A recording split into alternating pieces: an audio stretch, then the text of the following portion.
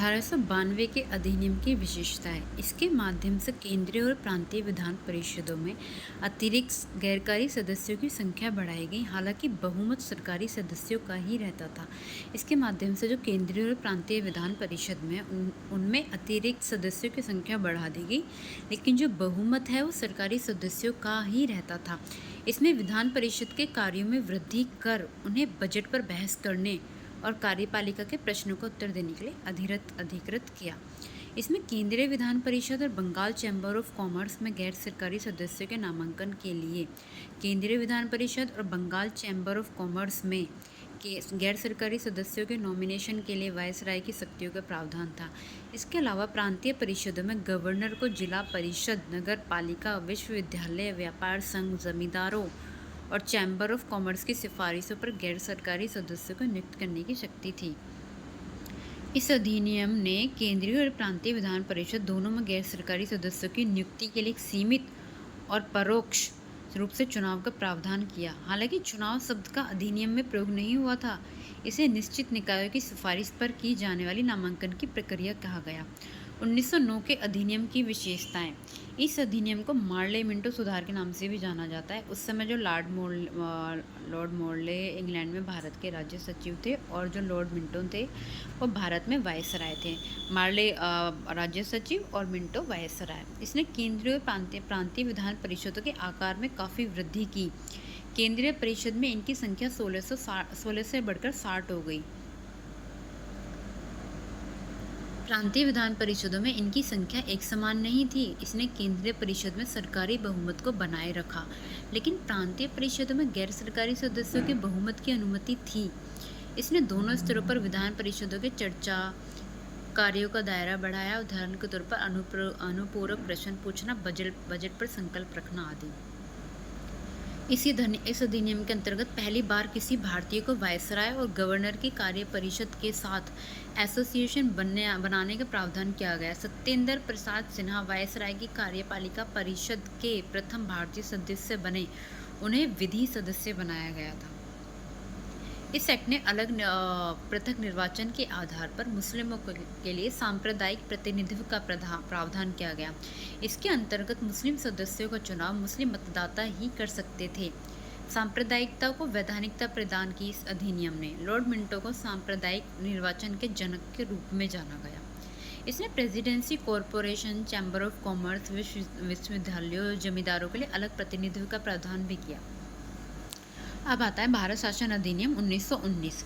20 अगस्त 1917 को ब्रिटिश सरकार ने पहली बार घोषित किया कि उसका उद्देश्य भारत में क्रमिक रूप से उत्तरदायी सरकार की स्थापना करना था। क्रमिक रूप से 1919 में भारत शासन अधिनियम बनाया गया, जो 1921 से लागू हुआ। इस कानून को मोंटेग्यू चैम्सफोर्ड सुधार भी कहा जाता है। मोंटेग्यू भारत के जैसे कि पहले बताया गया राज्य सचिव थे, जबकि चैम्सफोर्ड अब भारत के वायसराय हो गए मिंटो की जगह पर।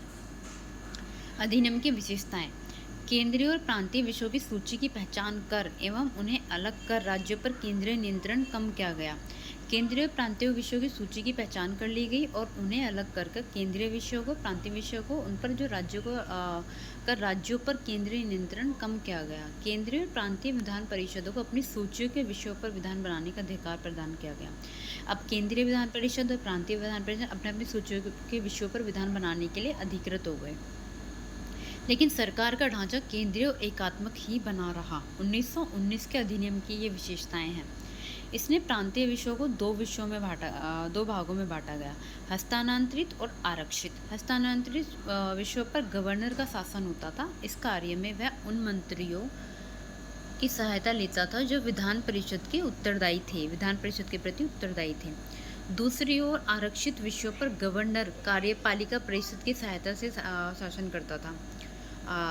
जो हस्तांतरित विषय है उन पर डायरेक्ट गवर्नर का शासन था, और जो आरक्षित विषय हैं उन पर गवर्नर अपनी कार्यपालिका परिषद की सहायता से शासन करता था, जो विधान परिषद के प्रति उत्तरदायी नहीं थी। शासन की दोहरी व्यवस्था को द्वैध शासन व्यवस्था कहा गया। हालांकि यह व्यवस्था काफ़ी हद तक असफल ही रही। इस अधिनियम ने पहली बार देश में द्विसदनीय व्यवस्था और प्रत्यक्ष निर्वाचन की व्यवस्था स्टार्ट की। पहली बार देश में द्विसदनीय व्यवस्था और डायरेक्ट निर्वाचन की व्यवस्था स्टार्ट हुई। इस प्रकार भारतीय विधान परिषद के स्थान पर द्विसदनीय व्यवस्था यानी राज्यसभा और लोकसभा का गठन किया गया पहली बार 1919 में। दोनों सदनों के बहुसंख्यक सदस्यों को डायरेक्ट निर्वाचन के माध्यम से निर्वाचित किया जाता था। यहीं से लोकसभा और राज्यसभा का जन्म हुआ। इसके अनुसार वायसराय की कार्य परिषद के 6 सदस्यों में से कमांडर इन चीफ को छोड़कर 3 सदस्यों का भारतीय होना आवश्यक था। मतलब कि वायसराय की जो कार्य परिषद थी, जिसके माध्यम से वह आरक्षित विषयों पर अपना अधिकार रखता था, उसमें 6 सदस्य होते थे। 6 सदस्यों में से सिर्फ कमांडर इन चीफ को छोड़कर 3 इंडियन का होना बिल्कुल मैंडेटरी था।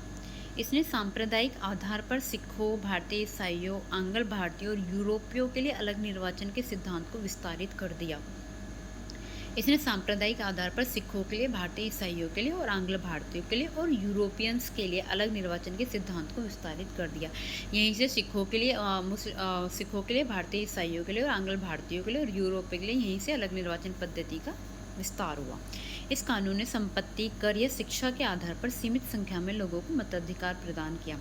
इससे पहले लोगों को मताधिकार का अधिकार नहीं था और यहीं से संपत्ति और टैक्स और शिक्षा के आधार पर ज़्यादा नहीं, सीमित संख्या में ही सिर्फ लोगों को मताधिकार प्रदान किया। इस कानून ने लंदन में भारत के उच्चायुक्त के कार्यालय का सृजन किया। लंदन में भारत के उच्चायुक्त का सृजन हुआ। अब तक भारत सचिव के द्वारा किए जा रहे कार्य को उच्चायुक्त को स्थानांतरित कर दिया गया। इसने एक लोक सेवा आयोग का भी गठन किया। अंततः 1926 में सिविल सेवकों की भर्ती के लिए केंद्रीय लोक सेवा आयोग का गठन हो गया। इसने पहली बार केंद्रीय बजट को राज्यों के बजट से अलग कर दिया और राज्य विधानसभाओं को अपना बजट खुद बनाने के लिए अधिकृत किया गया। यहाँ पर पहली बार जो केंद्रीय बजट है उसको केंद्रीय बजट और राज्य बजट को दोनों को अलग कर दिया गया और राज्य विधानसभा को अपना बजट खुद बनाने के लिए अधिकृत कर दिया गया। इसके अंतर्गत एक वैधानिक आयोग का गठन किया गया जिसका कार्य 10 साल बाद जांच करने के बाद अपनी रिपोर्ट प्रस्तुत करना था।